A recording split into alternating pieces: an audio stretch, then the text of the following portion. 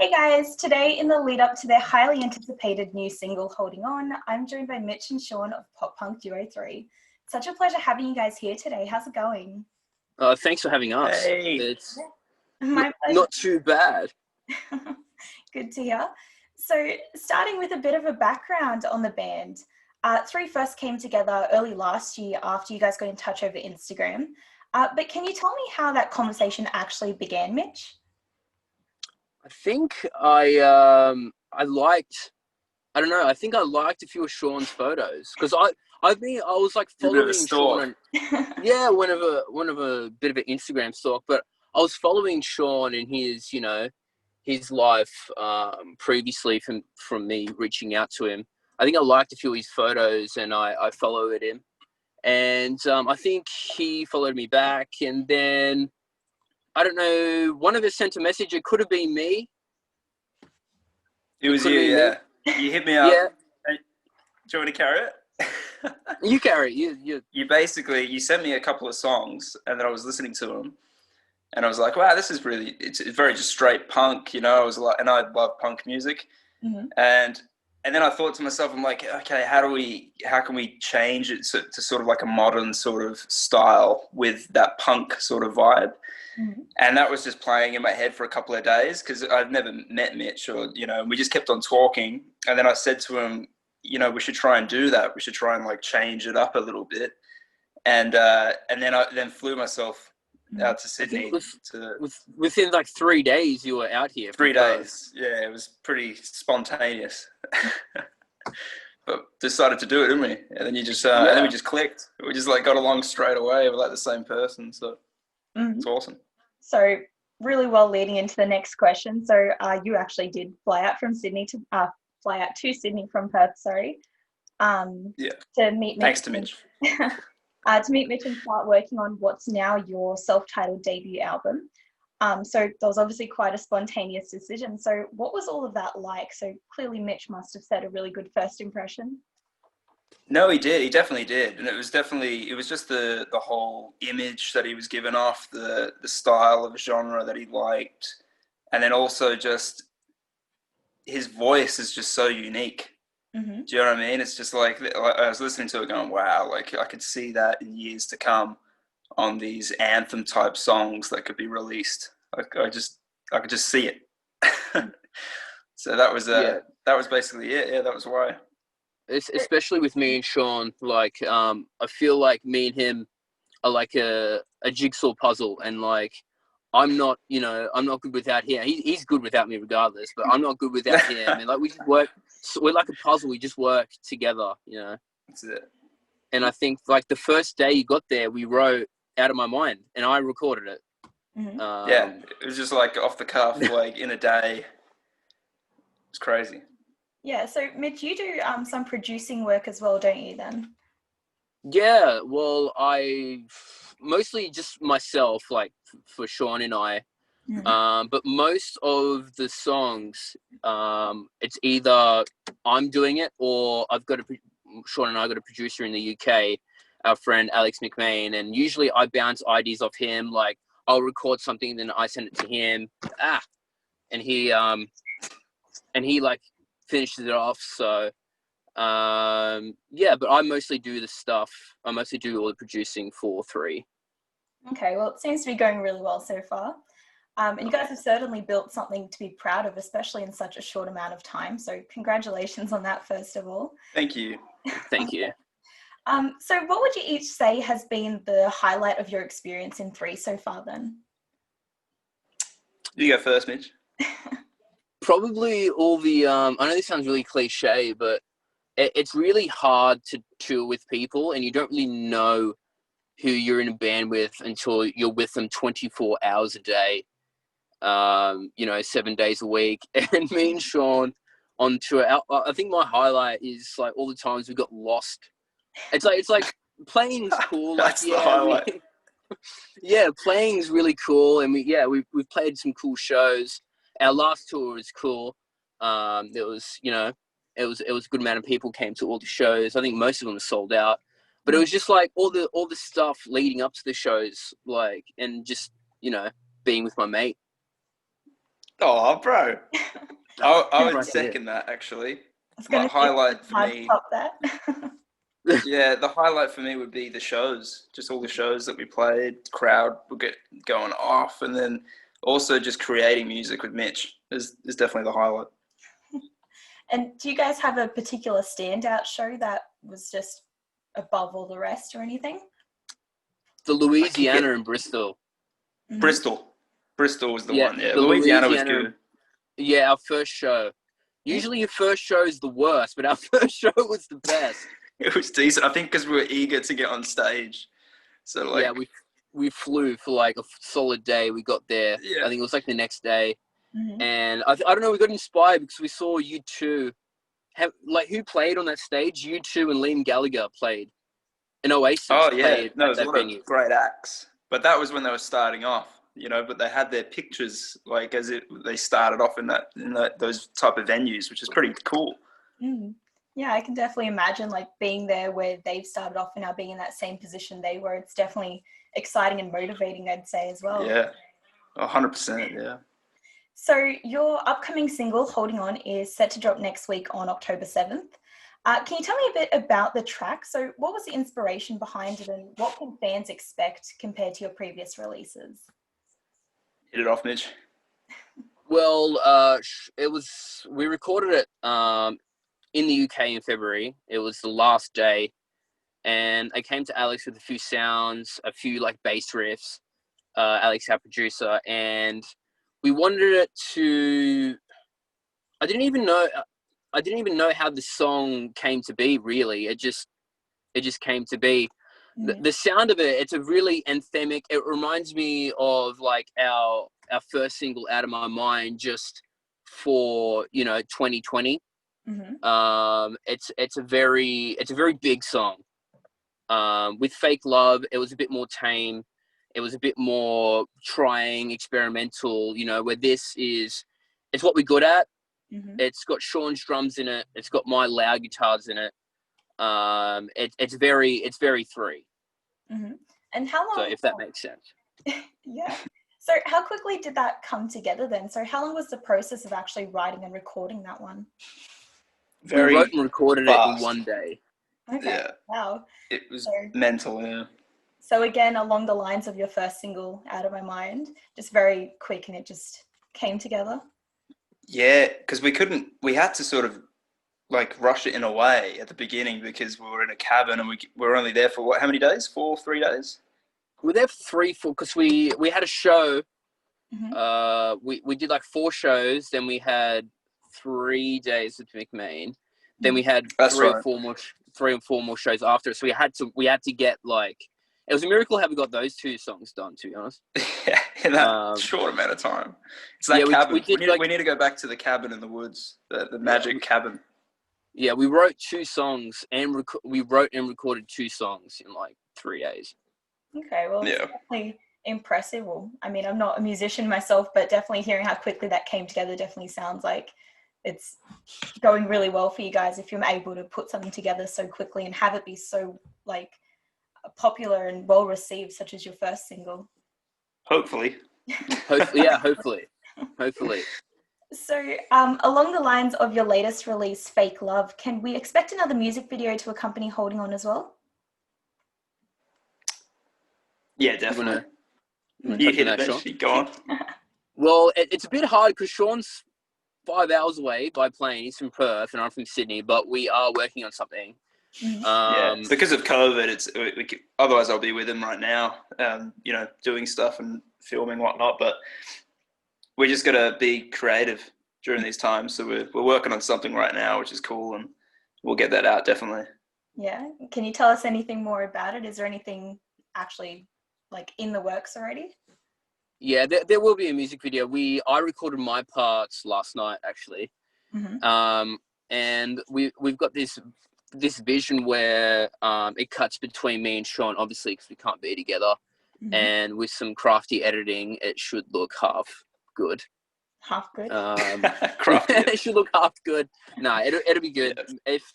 If we recorded the Out of My Mind video ourselves on an iPhone. Oh, okay. So it's mental. we're really good at, you know, making stuff out of like the least as possible, you know. And Sean's really good at editing videos. Sean's the video guy, I'm the music guy, and he's just gonna put them together. Hopefully the music video will be out probably about 3 or 4 days after the single Okay, so comes out. pretty soon then. All right, well, I definitely Yeah. can't wait. So following on from your 2 singles so far this year, then, are there any plans for an EP or an album anytime soon, or perhaps even another single in the near future? Yeah. We've Go on. It's gonna cut you off. during COVID, I've literally written 30 songs, 30, and I've produced about 30 songs. It's just for us not being, you know, we're at a good stage now, but not being a signed band, we can literally, you know, we literally put out stuff like this songs in the EP, like you'd think, like Static and Worlds Apart, for example, sounds nothing like Dead Hearts Club and Out of My Mind. So we're just experimenting at the moment, seeing what sort of works and what people want to hear from us. Because Sean and I like all kinds of music. We like pop, we like rock, we like punk. Just putting all that together and seeing what sort of, you know, what sort of works. So with this, we'll definitely be thinking about dropping an album, but it won't be till later on. We'll drop like singles, and then we'll get to that, I think. But definitely an album will be in the works for sure, like later on. So yeah. Okay. All right, sounds good. So, sorry, that's the question I just asked. So obviously touring is a lot more difficult at the current time, but once restrictions ease up, are there any plans for some live shows as of yet? I think we want to do Australia. I know Australia is really hard for us because we don't really fit in the pop realm. We're too punk for the pop kids, and we're not, you know, indie enough for the Triple J sort of kids. So we're like in this weird medium sort of thing. But I think Sean and I have never played a show in Australia. We played 2 tours in the UK. I think our thing would be tour to Australia, because I don't think international touring now, I think that's going to be gone for the next year and a half easily. And is there any particular destination in Australia you guys would love to perform at, or a venue even? The Metro in Sydney is pretty cool. Like to do the Metro. Okay. I don't know, somewhere in Perth maybe, if Sean. Yeah, man. I'm trying to think. I was lucky enough to play Perth Arena over here, which was insane. So to top that would be crazy. Perth Arena. Perth Arena one day, hopefully. Fingers crossed again. But yeah, I've I've heard so much about your energetic on-stage presence, so I'd definitely love to see you guys perform sometime if you do end up doing your Australian tour. Definitely, yeah. We'd love to have you see us. Yeah, well, keep me in the loop and I'll definitely make sure I'm free to come by. We definitely will. So in other discussions around the influence behind Three's sound, you've previously listed rock icons such as Blink and Green Day, alongside more recent genre explorative musicians. But if given the chance, who are some artists you'd love to collaborate with or tour with even? Collaborate now. Go on. Machine Gun Kelly, I think. Yeah, be, I was going to say. Machine Gun Kelly's doing very well. He's like capitalizing on a sound, you know, that we're going down. He even commented on, we did a cover of, you know, one of his songs. We did a mashup of one of his songs. He even commented on it, which was cool. You know, little conversation with Sean. Yeah, no, it's amazing. Yeah. I think Machine Gun Kelly. Okay. I agree. I reckon him too. Yeah, he's popping off at the moment. So, yeah, that'd be amazing. Yeah, and as for someone to, I guess, tour with, is there anyone in particular you'd love to share a stage with someday?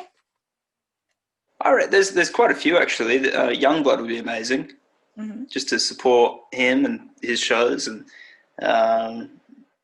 big fan of him. Trying to think, there's so many. It's just so many.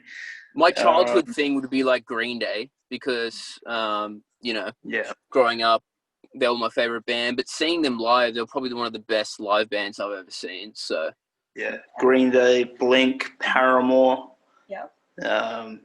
Even Imagine Dragons. It's like, I know it's a completely different genre, but like that's all this sort of music that I'm into. So that'd be amazing.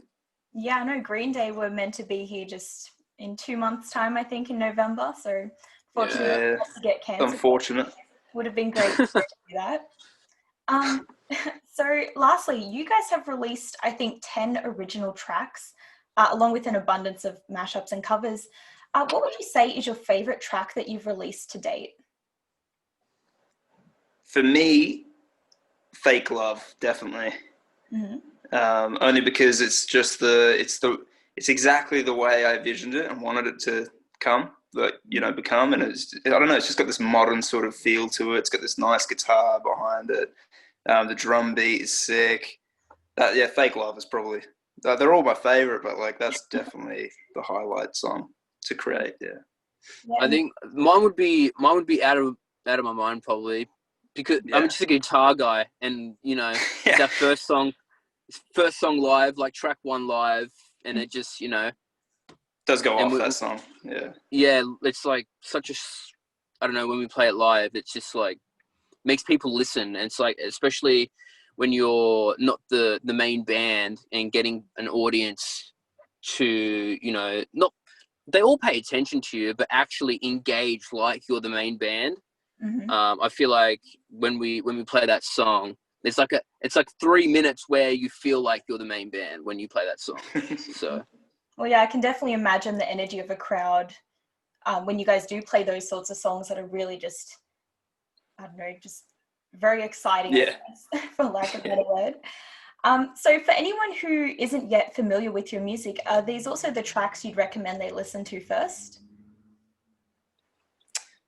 Yeah, I would say so. Yeah, definitely. I think Fake Love is more of the direction depends we're going. who you ask. Yeah, because there's so many people that like different types of genres, and we're just gonna like do a fusion of different styles in the future, you know. So it'd probably be Fake Love, Holding On when it comes out, because I think Holding On is a good indication of, you know, what we were doing and what we're doing now, and putting that together in a good package. Out of My Mind and Diagnose Me. I think Diagnose Me has got the most streams, and I don't even, it's like not on my top 5. So it's weird. Like the ones you don't think will go well, they actually do better than all the rest that you think are going to go well. So yeah, it's true.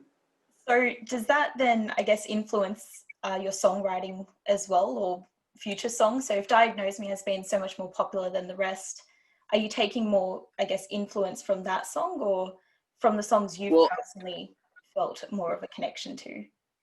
I think with Diagnose Me, I think it's more of the energy it gives off as well. Like, it might not be the sound, because, you know, I recorded that song, I produced that song, and I think there's like 8 instruments in, like, normal songs, like huge production songs have got like 50 instrument tracks. This one had like 8. Mm-hmm. And it's like our most basic song. And sometimes, you know, the most basic songs they do better. Like the Beatles, they, you know, most of their songs were just simple songs. Yeah. So yeah, maybe from now on, Sean, just 8 tracks, limit ourselves. That's 2 it. chords. Just 8. Strictly 8. Strictly 8. I mean, it seems to be working, so why not give it a go? Unfortunately, that is all we've got time for today, though. But thank you guys so much for joining me this afternoon. It's been such a pleasure having you. Thank you so much for having us. Thanks so much. Yeah, no worries. So to everyone watching, be sure to check out Three's latest album, or latest single, Holding On, from October 7, and like and subscribe to be kept up to date with the latest. I'll see you next week. Bye. Yeah. Turn your phone. Yeah. Sean. What do you mean? This way? Yeah. Not your head, the phone. Oh, there we go. Yeah. Okay. We're all good.